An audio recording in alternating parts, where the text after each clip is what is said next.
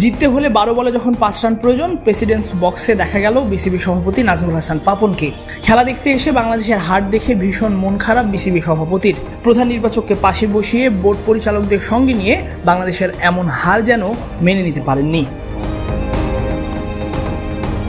বাংলাদেশের 15 রানে নেই 3 উইকেট। বিশ্বকাপ খেলতে যাওয়া একটা দলের টপ অর্ডারের ব্যর্থতা বোঝানোর জন্য এতটুকুই যথেষ্ট। আর বিশ্বকাপ না খেলতে পারা জিম্বাবুয়ে প্রথম উইকেট হারিয়েছে 38 রানে। তাদের 2 নম্বর উইকেট তুলে নিতে বাংলাদেশকে বেশ দীর্ঘ সময় অপেক্ষা করতে হয়েছে, খরচ করতে হয়েছে ওভারের পর ওভার। এই সময়টায় বেনেট আর রাজার ব্যাটিং দাপট। অধিনায়ক শান্ত একের পর এক বোলার বদল করেও কোনো উইকেটের দেখা পাননি দীর্ঘ সময় ধরে। এর মাঝে বেনেট ছুঁয়েছেন হাফ সেঞ্চুরি। দুজনের জুটিতেও ম্যাচটাও ছুটে গেছে বাংলাদেশের হাত থেকে। বিশেষ করে বেনেট ছিলেন বিধ্বংসী। মাত্র 36 বলে করেছেন হাফ সেঞ্চুরি। 5-4 আর সমান সংখ্যক 6 হাঁকিয়ে এই ব্যাটার করেছেন 48 বলে 70। তাকে ফিরিয়েছেন সাইফুদ্দিন।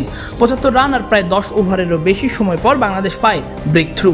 আর তখন জয়ের জন্য জিম্বাবুয়ের প্রয়োজন 29 বলে 45। সঙ্গীর বিদায়ের পরেও লক্ষ্যভ্রষ্ট হননি রাজা। হাফ সেঞ্চুরি ছুঁয়েছেন 41 বলে। আর এতেই বাংলাদেশের হার আরও নিশ্চিত হয়ে যায়। 5 ম্যাচের টি-20 সিরিজের শুরু 4টি ম্যাচ জিতলেও শেষ ম্যাচ হারায় সফরকারীদের আর হোয়াইট ওয়াশ করা হলো না। বিশ্বকাপে না খেলা দলটার সাথে হারের দগদগে ক্ষত নিয়ে যুক্তরাষ্ট্রে রওনা করবে শান্তর দল। যে কোনো ব্র্যান্ডের সচল অথবা অচল টিভি এক্সচেঞ্জ করে নতুন ওয়ালটন টিভিতে পাবেন সর্বোচ্চ 20,000 টাকা পর্যন্ত ডিসকাউন্ট। ওয়ালটন। ম্যাচ শুরুর সময় বদলেনি বাংলাদেশের ব্যাটিং ধরন। শুরুতেই 15 রানে নেই 3 উইকেট। তানজিদ তামিমকে দিয়ে শুরু। ব্লেসিং মুজারাবানির বাড়তি বাউন্স। বল যতটা শর্ট লেন্থে ভেবেছিলেন ততটা ছিলও না। পুল করতে গিয়ে বল উপরে উঠেছে, শর্ট এক্সট্রা কাভারে ধরা পড়ে মাসুল দিয়েছেন নিজের উইকেট। দ্বিতীয় ওভারে প্রথম উইকেট পড়েছে বাংলাদেশের। মুজারাবানি নিয়েছেন সেই ওভারটা মেইডেন। সঙ্গীর বিদায়ের পর সৌম্য বেশিক্ষণ থাকেননি। ব্রায়ান বেনেটের বলটি বেশ শর্ট লেন্থেই ছিল অফ স্ট্যাম্পের বাইরে। সেটি কাট করতে গিয়ে ব্যাকওয়ার্ড পয়েন্টে ক্যাচ তুলেছেন সৌম্য।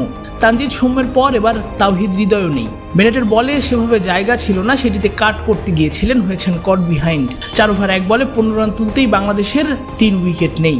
এর মধ্যে 2টি নিয়েছেন ব্রায়ান বেনেট। সৌম্য করেছেন 7 বলে 7 আর হৃদয় 6 বলে মাত্র 1।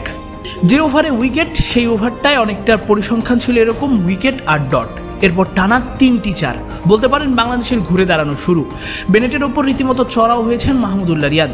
যে ওভারে প্রথম বলে উইকেট নিয়েছিলেন বেনেট, সেটি শেষ হয়েছে 12 রানে। শুরুর ধাক্কা সামলে পাল্টা আক্রমণ মাহমুদুল্লাহর। সঙ্গী হিসেবে পেয়েছেন অধিনায়ক নাজমুল হোসেন শান্তকে। পাওয়ার প্লের পর সবশেষ 2 ওভারে এসেছে 3টি বাউন্ডারি, উঠেছে 22 রান। 8ম ওভারে 50 পেরিয়েছে বাংলাদেশ। দুজনের পাল্টা আক্রমণে 44 বলে 69 রানের জুটিও গড়ে ফেলেন মাহমুদুল্লাহ এবং শান্ত। কিন্তু অতি আক্রমণাত্মক হতে গিয়ে 28 বলে 36 করে বাউন্ডারিতে ক্যাচ আউট অধিনায়ক শান্ত। আউটের আগে হাঁকিয়েছেন 5টি 4 আর 1টি 6। শান্তর আউট দেখে রিয়াদের মাথায় হাত। দুজনই তো চাচ্ছিলেন রানটা বড় করতে।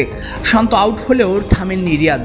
6-4 আর 1-6-এ 36 বলে তুলে নেন নিজের হাফ সেঞ্চুরি। এবারও হাফ সেঞ্চুরি করে তার সেই চিরচেনা সেলিব্রেশন। ড্রেসিং রুমের দিকে ব্যাট উঁচিয়ে হাত দিয়ে ইশারা করে বোঝালেন যেন আমি না, আকাশপানে আঙ্গুল তুলে বোঝালেন আল্লাহরই সব ইচ্ছা। হাফ সেঞ্চুরি ছোঁয়ার পর অবশ্য বেশিক্ষণ উইকেটে থাকতে পারেননি রিয়াদ। জং উইকে বড় শট খেলতে গিয়ে সিকান্দার রাজার হাতে ক্যাচ আউট হয়েছেন 44 বলে 54 করে। রিয়াদের জন্য যেমন দ্রুত রান তোলার তাড়া ছিল, তেমনি ইনিংসের শেষ 2 ওভারে দ্রুত রান তুলতে গিয়ে বাংলাদেশ 128 রানেই হারিয়েছে 6 উইকেট। তাসফিক পলক, ক্রিক ফ্রেঞ্জি।